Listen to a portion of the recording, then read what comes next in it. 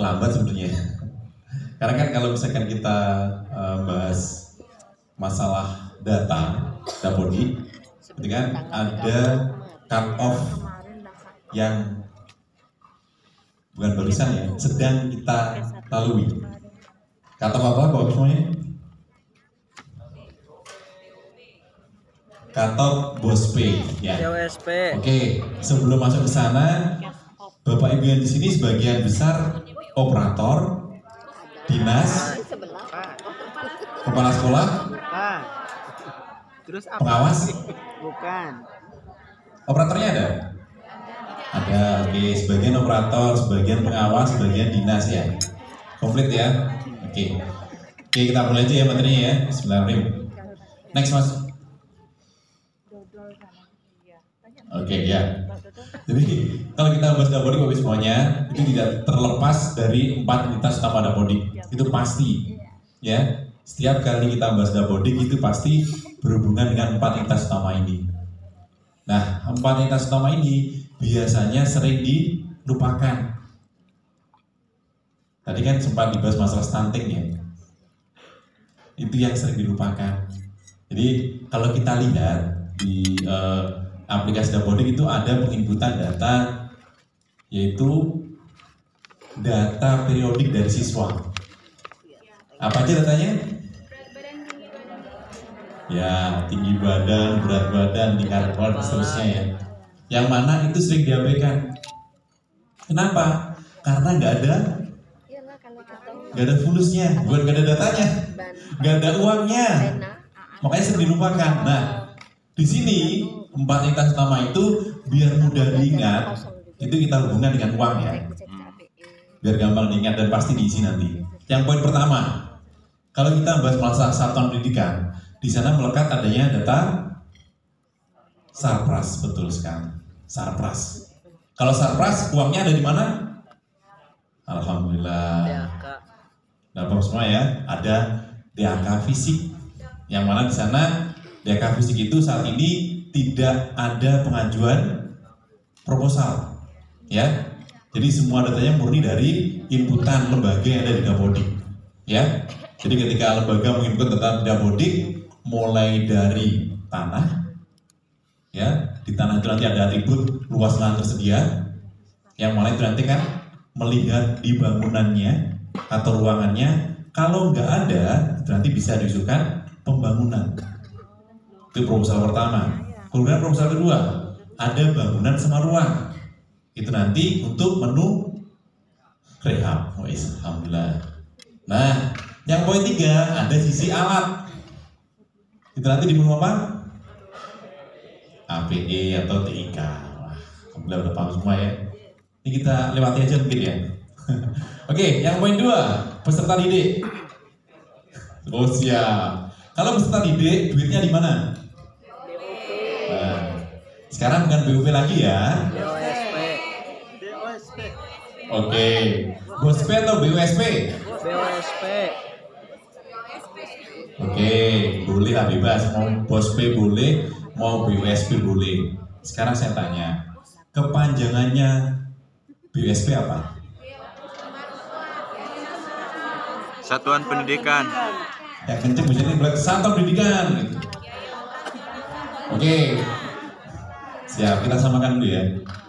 Bantuan Operasional Satuan Pendidikan. Yakin bantuan ya. Oke, karena kemarin sebelum kita cut off, itu saya jalan-jalan ke beberapa daerah. Di daerah bilang itu bukan bantuan, Biaya. biaya. Ini implikasinya berbeda jauh loh ya. Kalau dia biaya berarti kalau BOSP-nya nggak ada, apa yang terjadi? Mati. Sekolahnya mau gulung tikar.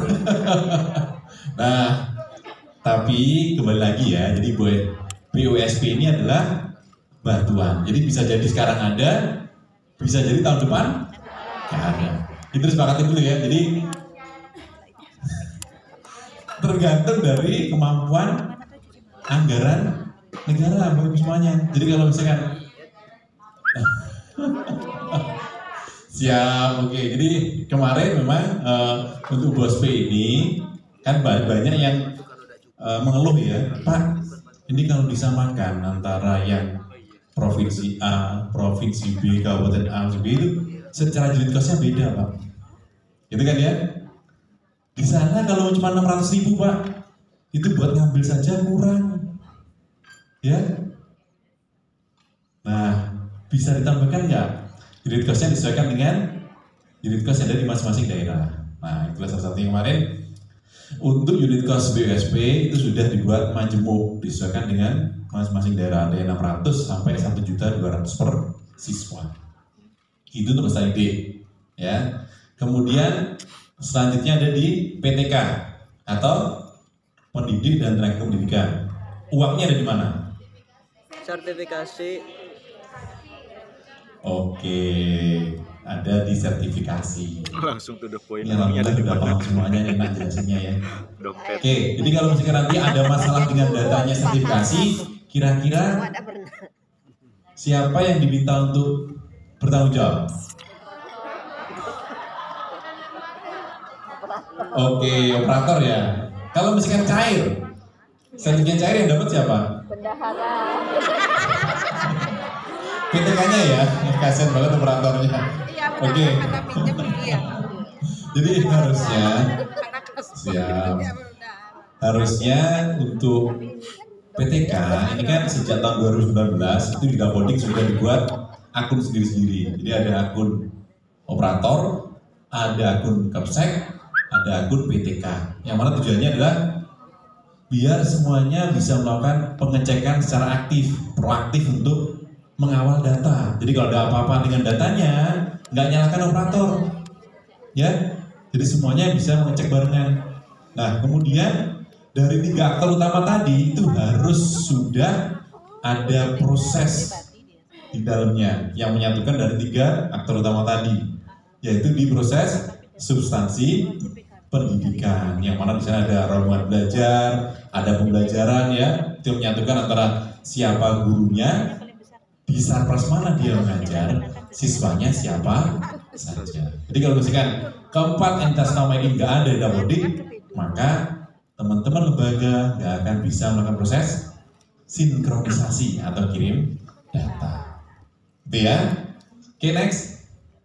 Nah, ini kalau kita bahas selanjutnya Bapak semuanya, ini kan biar kita lebih enak dalam bekerja, kan harus tahu tuh dasar hukumnya dulu.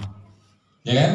Nah, ini kalau dasar hukum yang lain itu kurang lebih hampir sama ya. Kita bahas yang dasar hukum paling baru yaitu di Surat Edaran Dirjen Paudasmen nomornya 61023 bla bla bla tahun 2023 tentang pemutakhiran data pokok pendidikan semester 1 tahun 2023-2024. Next. Nah, di sini ini ada catatannya. Ya. Sekarang tanggal 1. Ya, ini harusnya sebelum tanggal 31 harusnya. Tapi nggak apa-apa. Karena ini juga betul bersama tahun depan juga. Jadi Bapak Ibu semuanya, yang mana di surat edaran ini semua lembaga ya diminta untuk memutakhirkan data Dapodiknya untuk persiapan cut off BOSP ya, yang mana diambil pertanggal 31 Agustus. Nah, dari sini Bapak Ibu semuanya, untuk per tanggal 31 Agustus ini ada 3 catatan utama yang perlu di garis bawahi di masing-masing lembaga. Yaitu pertama berhubungan dengan sekolah. Sekolah nanti berhubungan dengan izin penyelenggaraan. Izin penyelenggara ada 2 ya, ada izin operasional dan izin Memimpin. pendirian. Ya. Kemudian selain izin penyelenggaraan yang ada di satuan pendidikan, nanti ada lagi yang kedua, yaitu partisipasi BOSP yang ada di aplikasi lokalnya. Jadi kemarin banyak kasus yang mana teman-teman satuan pendidikan PAUD nggak mendapatkan BOSP tahun kemarin ya. Mungkin banyak yang alami itu dari teman-teman dinas, ya, yang mana dia ternyata belum update data izin operasional atau izin pendirian di verbal SP. Verbal SP ya. Ya kalau ngambilnya di verbal PD nggak akan ketemu nanti, ya.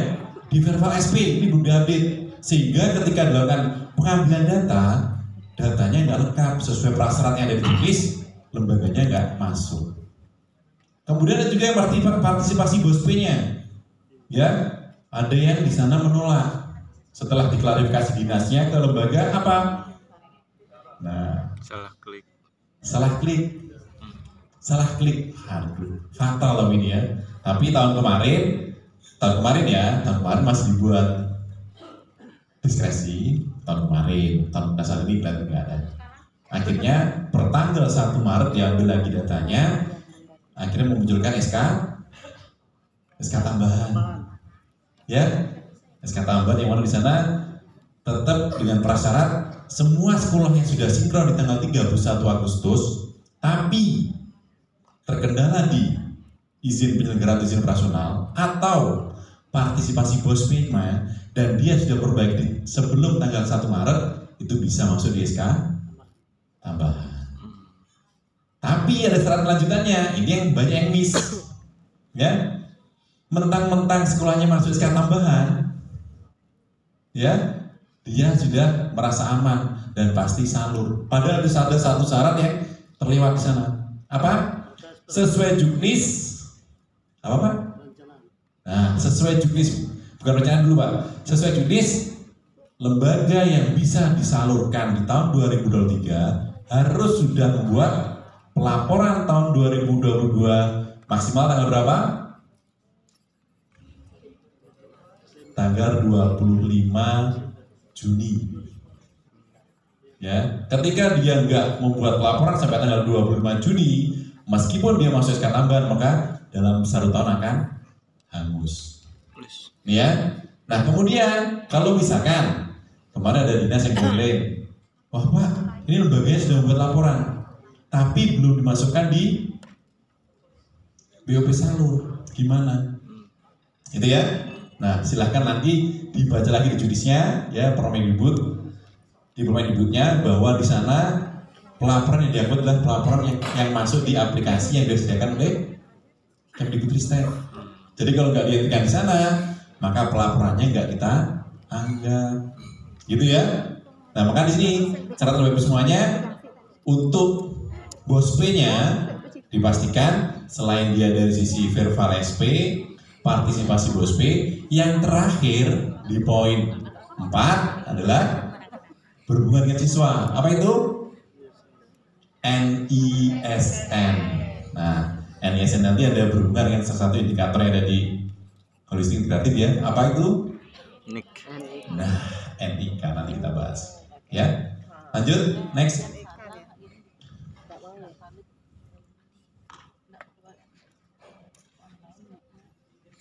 Oke, agak terlambat kawan. Oke. Nah, di sini adalah peran teman-teman dinas ya. Jadi di sini yang biasanya sangat-sangat kita butuhkan peran aktif dari teman-teman dinas untuk melakukan salah satunya sosialisasi, kemudian melakukan pengecekan terhadap lembaga di bawah naungannya. Kalau misalkan ada lembaga yang sudah non-aktif, sudah nggak beroperasi, siswanya nggak ada, itu silakan nanti di nonaktifkan. Caranya bagaimana? Silahkan membuat surat keterangan atau surat keputusan, ya, kemudian nanti masuk di verbal SP untuk dinas. Nanti silakan di sana untuk diajukan penutupan untuk lembaganya, gitu ya. Nah selanjutnya nanti setelah memastikan keberadaan itu, kemudian ada update penugasan dan kawan-kawan. Next. Nah ini prinsip satu data ya. Jadi di sana ada satu standar data. Jadi konsep, definisi, cakupan, klasifikasi, berarti semua jadi standarnya satu. Nanti biar nggak multitafsir datanya. Kemudian satu metadata baku, kemudian interoperabilitas data, kemudian referensi datanya. Nah ini adalah prinsip satu data. Intinya di sini ketika nanti datanya sudah distandarkan,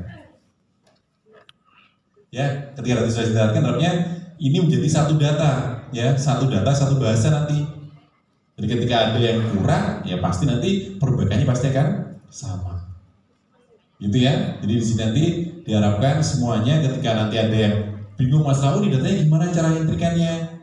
Kalau ada masalah di sana gimana perbaikannya, itu kan satu solusinya. Jadi nggak macam-macam, nggak multitafsir datanya. Gitu ya. Oke, next. Nah, di sini Bapak semuanya untuk data yang diisikan di Dapodik ini ya. Ini bagusnya tuh memenuhi dari 5 kriteria data ini. Yang pertama, cepat. Penyiapan datanya cepat. Karena kalau kita ambil data untuk kebijakan bisa berhubungan dengan tanggal cut off. Ya. Kalau misalkan nanti datanya bagus banget tapi dikirimkan setelah tanggal cut off, kira-kira datanya bisa digunakan nggak?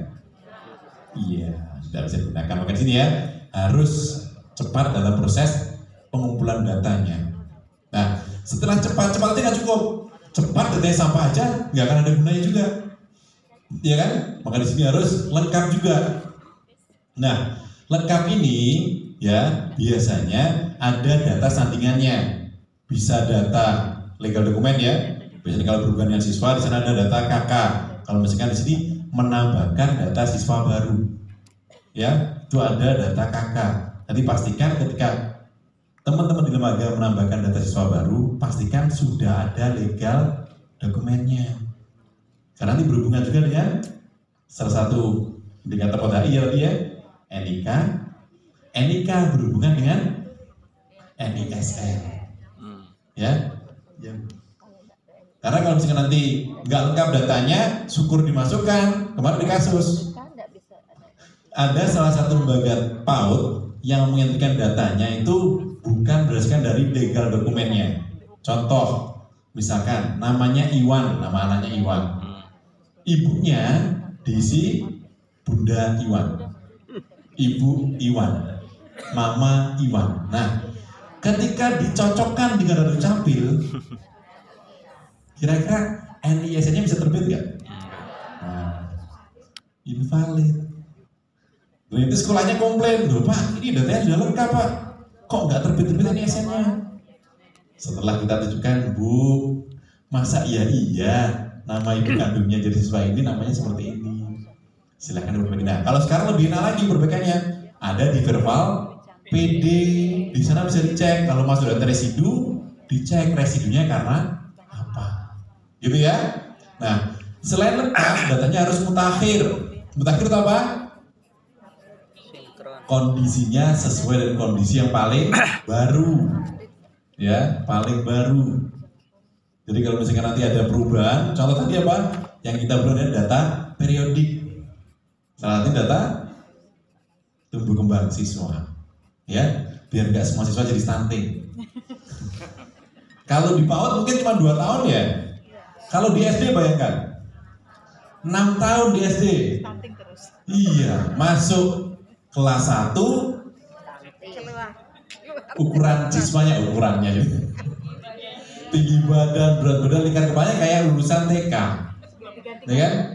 Ketika lulus sama kayak anak TK. Nah, iya, ini kemarin hampir 9% seperti itu datanya. Ketika kita konfirmasi ke lembaga, ternyata apa? Data Dapodiknya tidak di update, nggak mutakhir data Dapodiknya, karena emang nggak ada. Iya, hanya salin aja dia ya.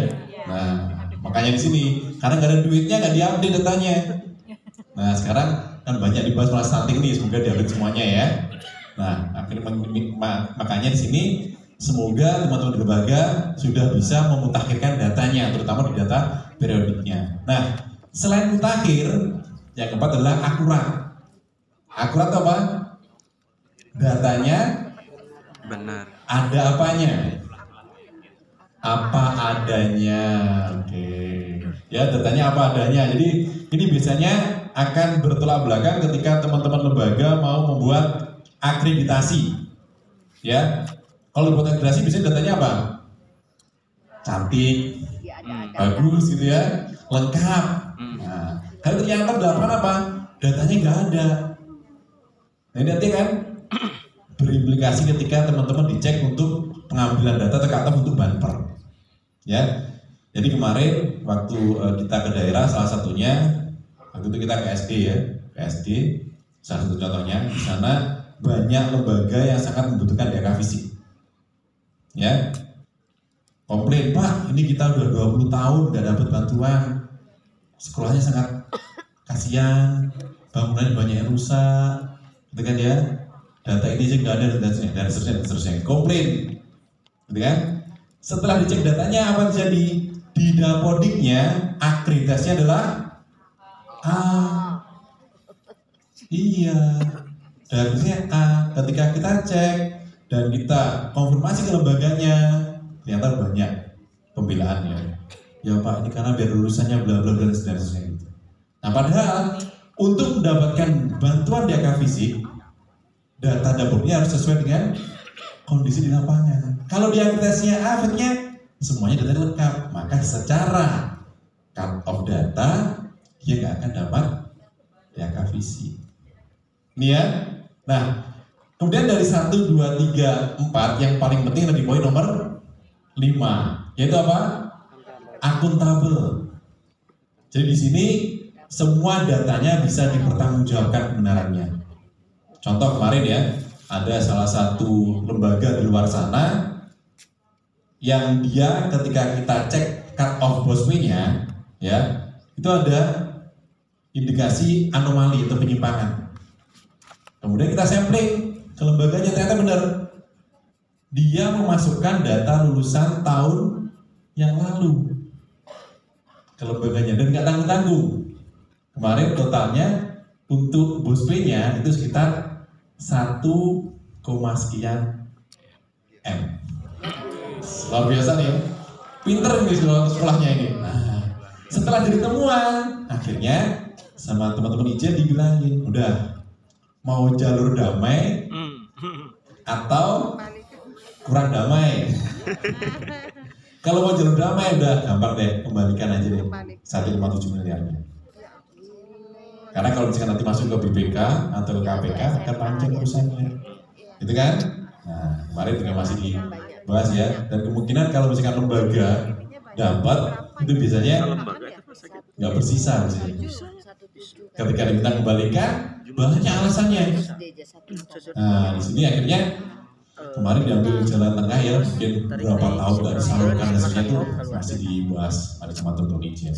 Ini buat catatan buat semuanya ya. Jadi pastikan nanti Bapak Ibu teman-teman dinas ya sesuai dengan tupoksinya itu melakukan pengecekan terhadap kondisi real lembaga yang di bawah nama Bapak Ibu semuanya. Pastikan kalau lembaganya tutup ya sudah nggak ada di penerimaan, jumlah siswanya juga mohon dipantau ya. Kalau misalkan ada anomali yang terlalu misalkan ya jumlah siswanya naik terlalu drastis atau hilang terlalu drastis, itu pasti ada sesuatu yang bermasalah.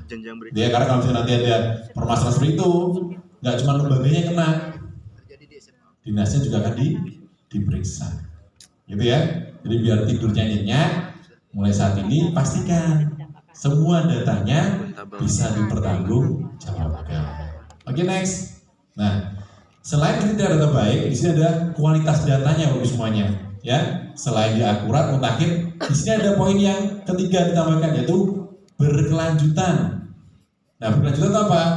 Datanya di sini itu juga digunakan untuk catatan untuk tahun berikutnya. Contoh paling gampang, Bapak Ibu di sini kemarin diberikan materi PBD nggak? Diberi Pak. PBD ngambil dari mana? Dari raport pendidikan. Rapor pendidikan.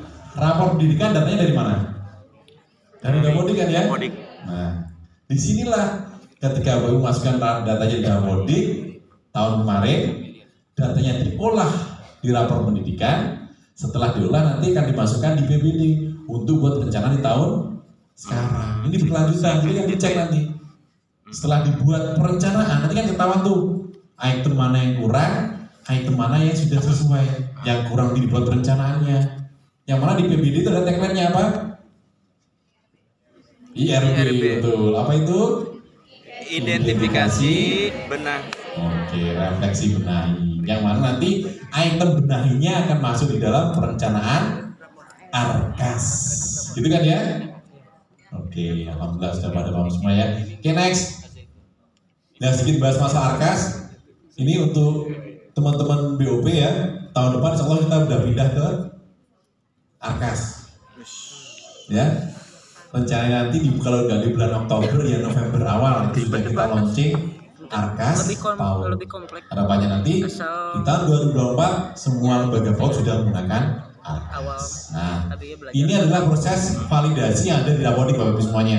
Ya. Jadi mulai dari penerbitan NPSN. Jadi semua lembaga yang dia bisa mengentrikan data di Dapodik, itu ya, itu harus sudah terdata NPSN-nya.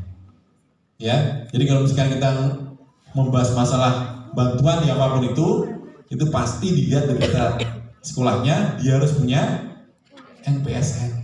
Kalau dia nggak punya NPSN, nggak akan kita hitung dia datanya, gitu ya. Nah, setelah punya NPSN, nanti juga di sana ada validasi kita tanamkan. Misalkan, kalau misalkan ada data siswa yang tahun lahirnya nggak sesuai. Kemarin ada contoh kasus, nanti ada di paling belakang ada contoh kasusnya. Salah satunya ada siswa dari masa depan. Ya, ada siswa yang kelahiran tahun 2500 sekian. Luar biasa. Ya. Ini agen spionase ya. Jadi ada yang salah menentukan datanya. Ini kita masuk di validasi. Nah, setelah itu nanti setelah kita validasi datanya, dicek. Ketika ada data yang invalid bagi semuanya, maka lembaga tidak diperkenankan untuk sinkron. Harapannya apa? Agar semua data yang dikirimkan itu sudah valid, minim data sampah. Jadi ketika nanti diambil kapanpun itu untuk kebijakan, datanya bisa lebih tepat sasaran. Gitu ya. Nah, selain nanti dari perbaikan validasi, di validasi ada dua macam ya. Ada validasi yang di sisi aplikasi lokal yang dia memblocking kalau teman-teman mau melakukan sinkronisasi. Kemudian ada validasi di sisi front end. Salah satunya biasanya diturunkan ketika proses sinkronisasi data. Contoh, misalkan ada salah satu guru di lembaga tersebut yang subminkalnya atau induknya lebih dari satu. Itu diinformasikan ketika sinkron, ya, bahwa PTK atas nama ini subminkalnya lebih dari satu. Silakan dicek di manajemen sekolah atau mungkin koordinasi dengan teman-teman di dinas. Itu ya. Nah, harapannya apa? Ketika nanti sudah diinformasikan ada data yang valid, maka bisa segera diperbaiki oleh lembaganya, ya. Kemudian datanya bisa segera valid. Ketika nanti diambil datanya sudah bisa langsung digunakan. Oke, next. Nah, ini kalau kita lihat kemarin, ini saya ambil tadi pagi. Progres untuk PAUD ada di 94%. Ya, tepuk tangan buat kita semua. Harapan saya sih ya, 6%-nya itu sekolahnya nggak aktif. Ya, harapan saya ya. Karena kalau misalkan 6%-nya itu masih ada lembaga yang aktif, Masalah. bos B-nya nggak akan Cair. nggak akan dapat selama 1 tahun. Ya, jadi harapan saya sih 6%-nya adalah lembaga yang aktif. Nah, makanya disinilah kita membutuhkan peran aktif dari teman-teman di dinas juga untuk controlling. Kalau misalkan ada lembaga yang tidak aktif, mohon bantuannya untuk dinonaktifkan melalui verbal SP, gitu ya. Oke, next.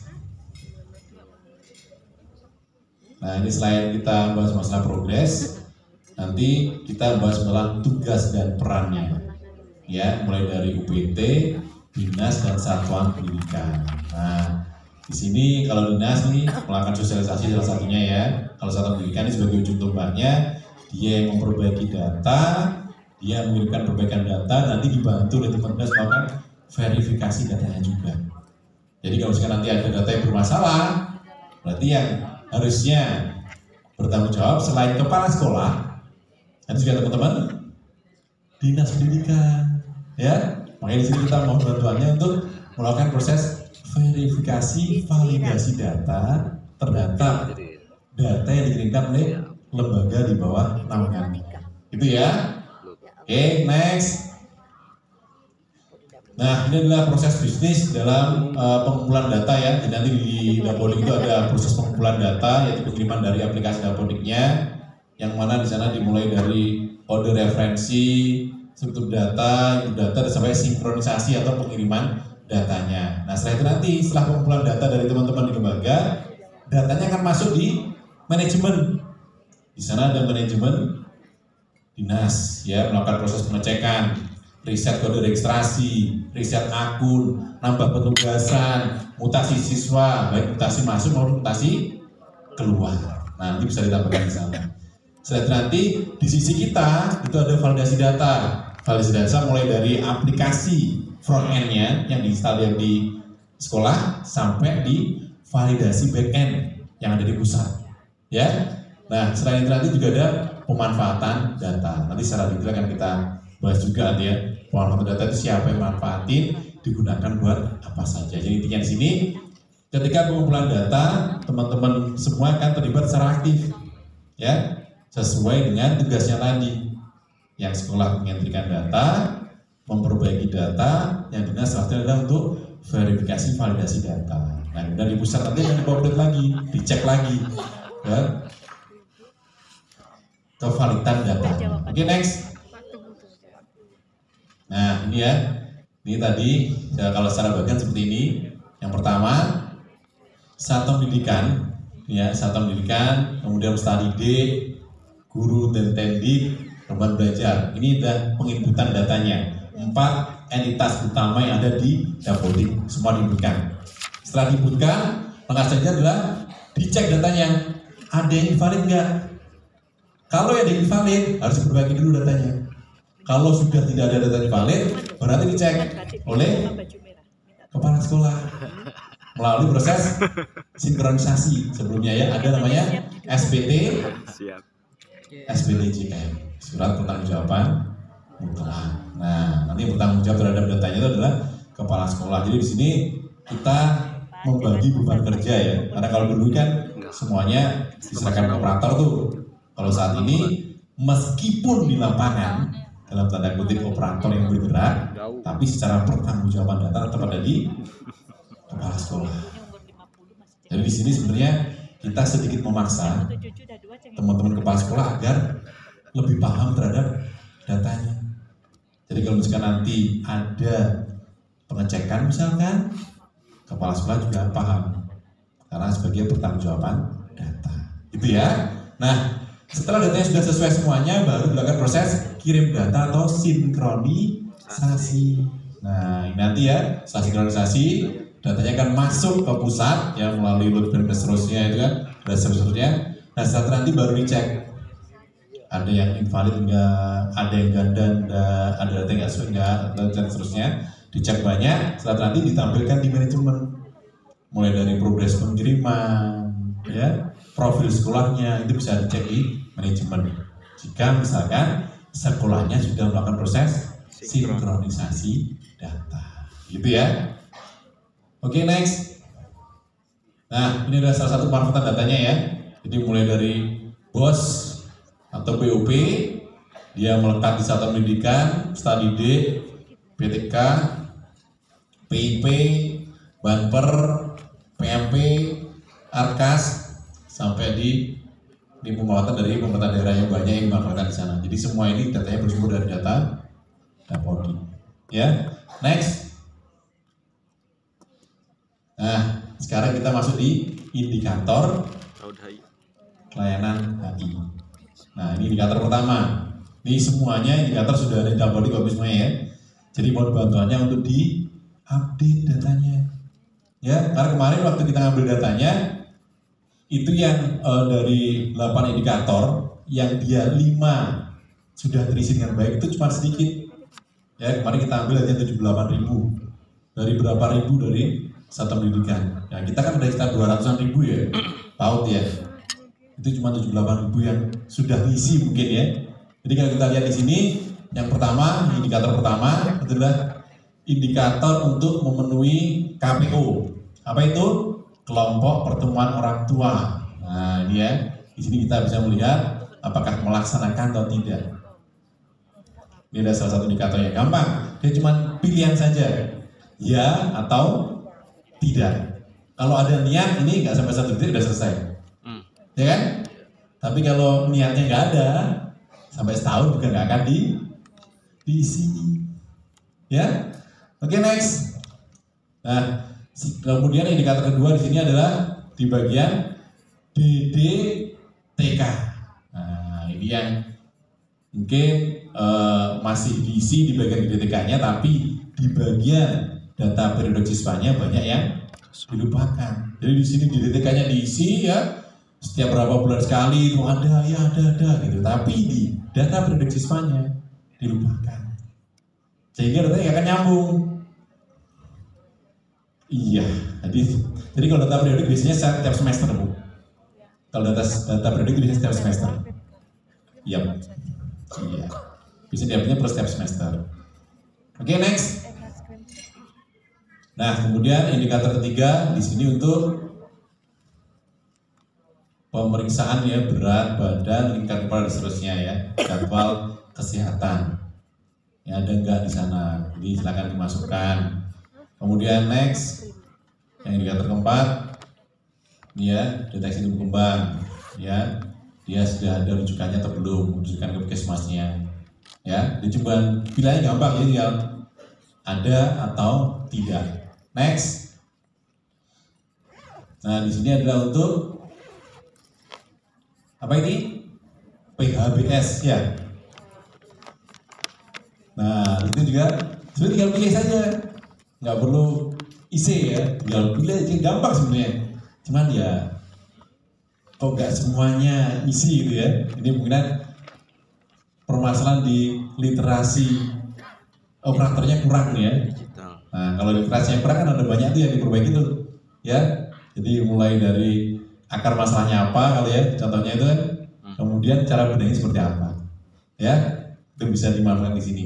Oke, next. Indikator ke-6. Nah, ini adalah pemberi makanan tambahan. Nah, ini biasanya kemarin ada pertanyaan. Bos P itu kan melekat di siswa, ya kan? Jumlah dana yang didapatkan itu adalah jumlah dana sesuai dengan siswa yang punya NSN di lembaga tersebut, ya kan? Nah, kemarin ada pertanyaan, Pak, kalau misalkan nih siswanya ada 100, ya kan? Yang dapat cuma 80, yang 20 nanti untuk memberikan makanan tambahan gimana? Gak dapat? Dapat sih, Pak. Subsidi silang. Gimana? Nah, itu yang salah. Itu yang salah. Karena bos P itu bantuannya bukan ke siswa. Iya, benar. Persepsi ini yang salah. Nah, yang benar adalah karena bos P ini bantuannya ke lembaga, ya semuanya sudah dibagi rata. Kalau pengen semua siswanya dapat atau dihitung per 5 bos P, apa yang dilakukan? Datanya harus benar. Kembali ke syarat, Bu. Ke syarat tadi. Siswa yang dihitung sebagai penerima bos P adalah siswa yang punya NISN. Iya, jadi kalau siswanya nggak punya NISN, ngentrinya di ujung cut off, kira-kira gimana? Nggak akan dihitung, ya. Dan itu banyak banget terjadi. Kemarin saya barusan dari Indonesia Timur ya, di sana itu yang sudah sinkron masih kisaran 70%. Masih banyak belum sinkron. Setelah ditanyakan apa kendalanya, ternyata kendalanya adalah ada salah satu siswa, ya, data dokumennya belum ada. Cuma satu siswa, dia nggak sinkron, sayang banget kan? Padahal jumlah siswanya di sana ada yang 100, ada yang 80. Masa iya kira satu siswa, 100 siswa nggak dapat bos P? Ini disayangkan banget ya. Jadi nanti buat Bapak Ibu semuanya, terutama buat teman-teman di lembaga atau Bapak Ibu Dinas, untuk proses sinkronisasi data bos P itu pastikan yang difokuskan adalah pengiriman data siswa. Ya, terutama untuk teman-teman yang PAUD ya, penerimaan baru itu kalau bisa sebelum tanggal 15. Katanya kan tanggal 31 Agustus ya. Sebelum tanggal 15 Agustus sudah selesai. Kenapa seperti itu? Sedikit info aja. Jadi untuk penerbitan NISN itu teman-teman Pusdatin yang menerbitkan ya, itu butuh waktu antara 2 sampai 5 hari kerja. Alurnya seperti apa? Alurnya seperti ini. Ya, dari sekolah menyentrikan data di Dapodik, datanya masuk di Dapodik, diambil ke Pusdatin 1 kali 24 jam. Oke? Setelah masuk Dukcapil, datanya dicocokkan dengan data yang di Dukcapil. Kalau cocok, 1 kali 24 jam itu langsung terbit NISN-nya. Ya kan? Setelah terbit, baru datanya ngalir lagi ke Damphodik di manajemen 1 kali 24 jam. Turun ke sekolah 1 kali 24 jam. Berapa jam udah? 4 kali 24 jam. Ini paling cepat. Dengan catatan, ketika dicocokkan dengan Dukcapil, datanya sudah Sinkron. padan. Nah, yang dicocokkan datanya apa aja? NIK, nama siswa, tempat lahir, tanggal lahir, orang tua, nama ibu kandung, satu lagi Tahun. jenis kelamin. Itu ya, 6 data itu harus cocok dengan data di Dukcapil. Ya, makanya itu ketika nanti Bapak Ibu masukkan data siswa barunya, pastikan siswa barunya itu sudah dilengkapi dengan legal dokumen. Salah satunya adalah kartu keluarga. Jadi ketika nanti sudah dimasukkan di Damphodik, diambil di Pusdatin, dicocokkan datanya kan padan. Ketika padan, maka 5 hari sudah terbit NISN-nya. Paling cepat ya. Makanya kalau misalkan ada yang sinkron di tanggal 29, 30 gitu kan, kira-kira ya untung-untungan nanti NISN-nya ya. Ya kalau misalkan padan bisa langsung cair. Kalau nggak padan, ya makanya di sini kalau saya selalu daerah selalu saya sampaikan sebelum tanggal 15 sudah harus beres. Kenapa? Agar ada waktu 15 hari untuk melakukan perbaikan data siswa yang masuk di residu. Karena kalau nggak ada jeda waktu, pasti nanti nggak akan terbit NISN-nya. Efeknya apa? Bos P-nya nggak bisa maksimal. Nah, ini tuh dapatkan bos P-nya ya. Kemudian ketika nanti sudah dapat bos P, itu kan diminta melaporkan, ya kan? Kalau saat ini di BOP salur. Nah, ketika melaporkan itu, lembaga juga ada yang ogah-ogahan melaporkan. Efeknya apa? Akan timbul silpa. Tahu silpa ya? Sisa anggaran. Dapat dananya aja susah. Sudah dapat kok nggak dimaksimalkan. Tinggal lapor aja sebenarnya. Ya, ketika kemarin banyak kita tanyakan, emang dananya masih ada? Udah habis Pak. Tapi kenapa nggak dilaporkan? Ya, nah, lupa kok sampai tanggal 26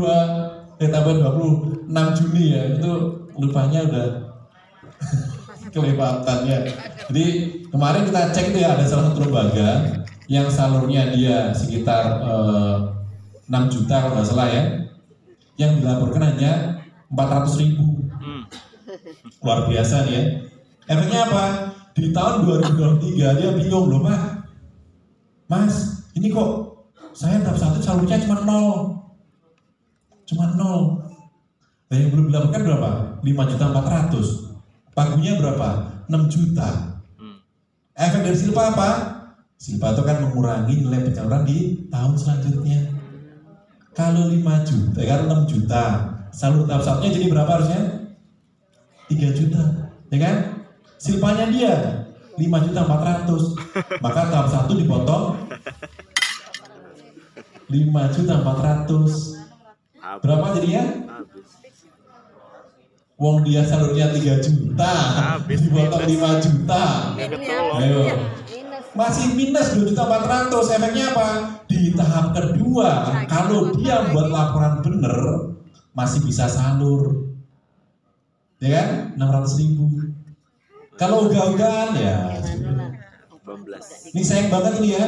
Jadi seolah dia akan dipotong terusan. Nah kemudian kemarin untuk pelaporannya, ini mohon maaf ada sedikit nyimpang ya. Untuk pelaporannya itu dibuat agak memudahkan sekolah. Ya, kalau kita bahas malah bos P, itu pelaporan penggunaan dana dalam 1 tahun itu maksimal dilakukan tanggal 31 Januari. Pelaporan penggunaan dana untuk bos P dalam 1 tahun anggaran itu maksimal tanggal 31 Januari. Kalau lewat itu, maka secara 1 tahun di belakangnya nggak akan dapat. Ya, tapi penggunaan dananya maksimal tanggal 31 Desember. Ya, ini kemarin banyak yang lewat. Ada lembaga yang laporannya terlambat, salurnya di tanggal 14 Desember, tahunnya baru tanggal 4 Januari. Efeknya apa?